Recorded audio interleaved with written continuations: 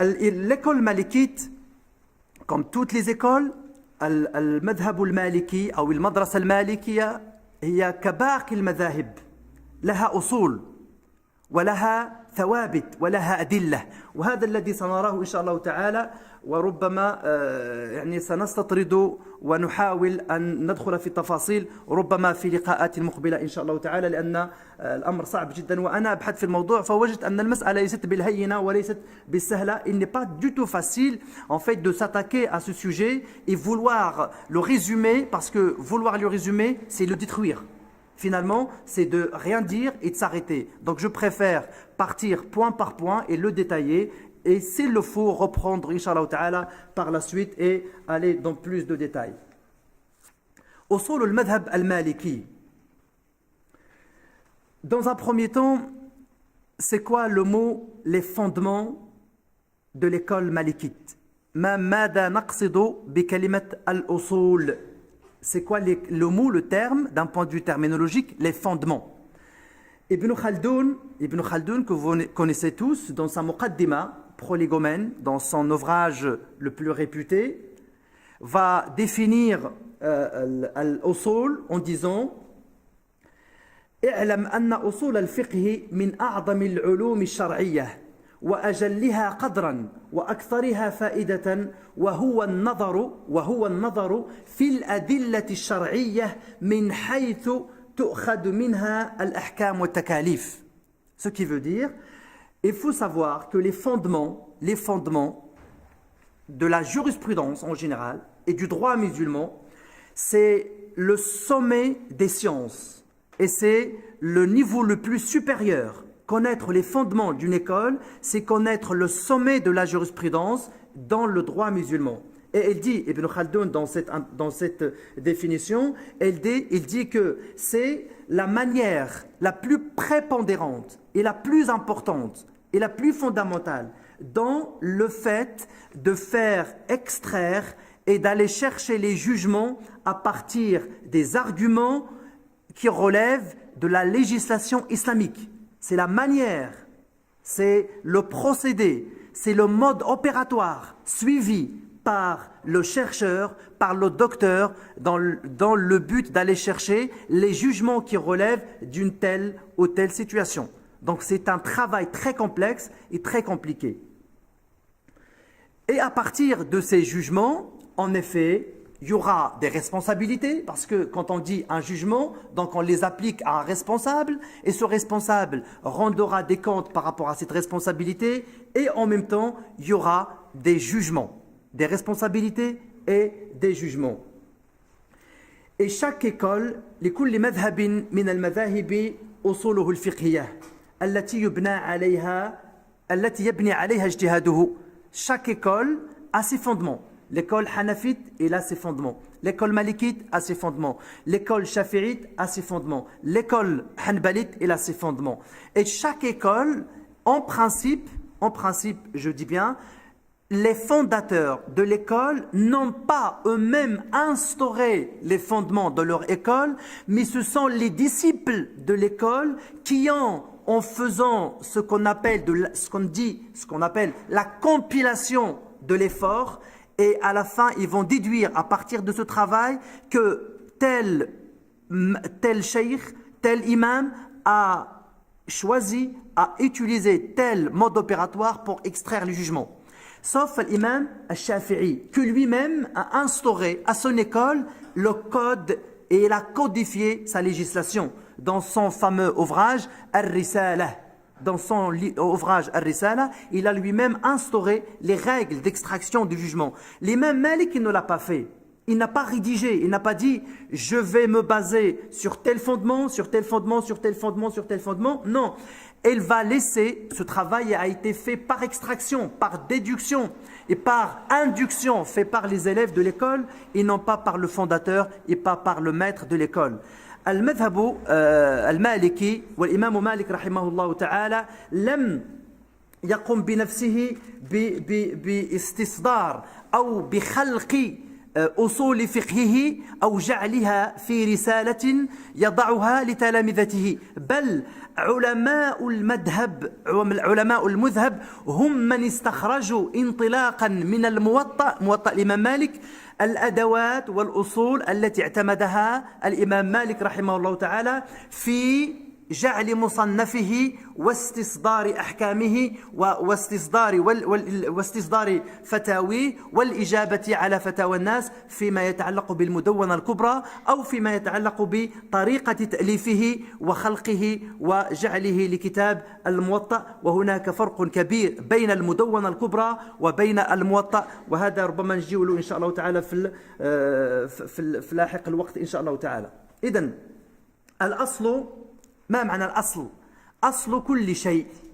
الأصل هو أصل الشيء، الأساس الذي يقوم عليه.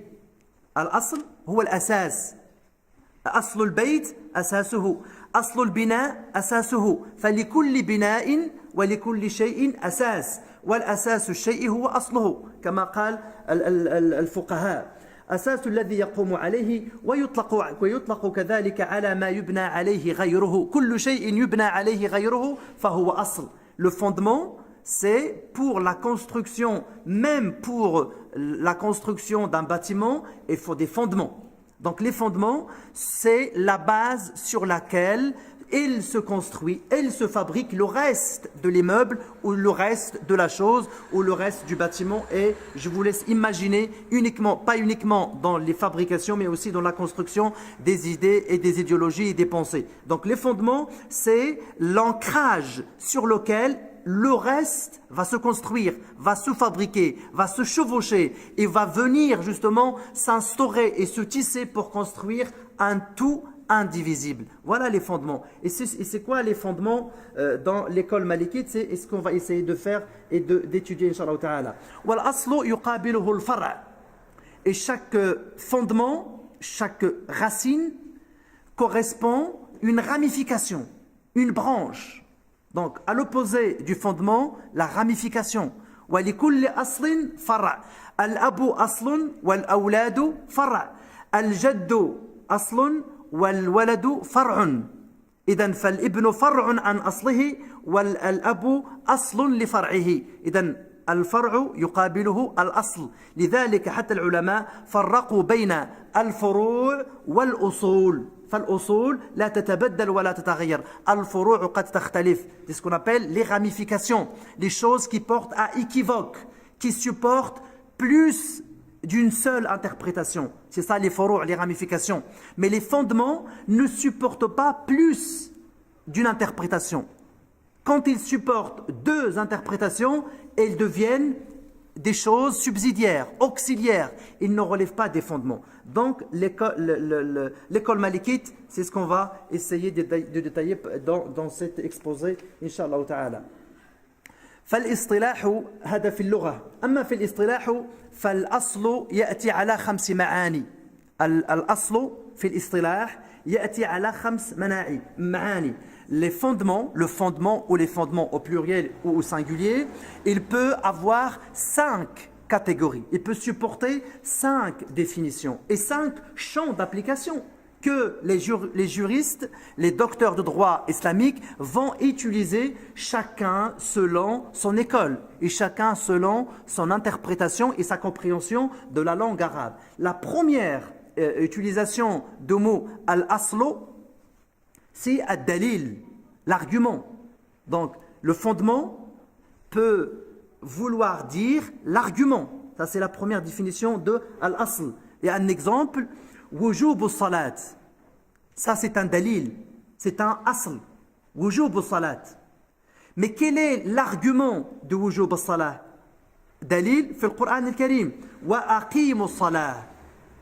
Accomplissez la prière, faites la prière. Ça c'est un dalil, un argument qui vient tout simplement lier un fondement, mais qui relève d'un argument auxiliaire qu'on retrouve dans le Coran al-Karim. Donc le fondement, c'est l'obligation de faire la prière. Mais quel est l'argument, quel est le dalil, la preuve, le signe de l'obligation de la prière? C'est la parole de Dieu quand il dit « Accomplissez la prière, aqimu as-salat ». Il peut supporter aussi, il peut avoir une deuxième signification. Al-qa'idatul kulliyah. Al-aslu قد يقال أو يقصد به القاعدة الكلية. مثلا نقول لا ضرر ولا ضرار. هذا أصل، قاعدة فقهية، قاعدة كلية. لا ضرر ولا ضرار ليست فرعا، هي أصل. ولا ضرر ولا ضرار لا يحتمل مجموعة تفسيرات، إنما في تفرعاته يحتمل أن يدرس وفقا للمكلف للحاكم والمحكوم والمحكوم فيه أو المحكوم عليه وفقا للأحكام الشرعية. مثلا نقول كذلك بني الإسلام على 5. بني الإسلام على 5, c'est des fondements. Les piliers de l'islam sont de 5. Ça, c'est un fondement de la religion. C'est une règle de faculté très organique, immuable, qui ne peut pas bouger et qui restera tout le temps figé dans le temps et dans l'espace. Personne ne viendra remettre en cause les 5 piliers de l'islam. Donc, l'aslo, le fondement, peut supporter le principe de la règle qui reste fondamentale, essentielle. Ça, c'est le deuxième. La troisième signification du fondement, al-asl, al-rujhan, la prépondérance ou le penchant, tout simplement. C'est-à-dire, al-aslu fi al-kalam, al-haqiqa, la al-majaz. Al-aslu fi al-kalam, al-haqiqatu, wa laysa al-majaz. C'est-à-dire, dans chaque parole, c'est ce qu'on appelle al-rujhan, quand je parle, vous devez comprendre ce que je vous dis tel que je l'exprime. Et vous n'avez pas le droit d'aller l'analyser autrement, sauf si je vous le dis. Sauf si je l'interprète devant vous autrement. Là, vous allez porter mes propos qui ont été dits d'une manière superficielle, littérale. Là, vous allez les porter dans un autre sens. C'est ce qu'on appelle autrement une sorte de métaphore. Sauf que ça ne relève pas de la métaphore. Donc, on donne une signification, mais la parole doit être comprise telle qu'elle est dite. Et il ne peut pas être interprété autrement, sauf si j'en donne moi-même la signification d'être comprise autrement. Donc, al-aslu fil kalami al-haqiqa, l'al-majaz. Ce n'est pas de la métaphore et ce n'est pas de l'interprétation. Quand Allah subhanahu wa ta'ala donne une parole, il doit être comprise ainsi. Et on ne peut pas l'interpréter sauf si Allah subhanahu wa ta'ala dans le Coran interprète ce même passage pour lui donner une signification autre que ce qu'on a compris. Quand Allah subhanahu wa ta'ala il dit par exemple wasi'a kursiyyuhu as-samawati wal ard. Un exemple. Là, c'est une parole qui doit être comprise ainsi.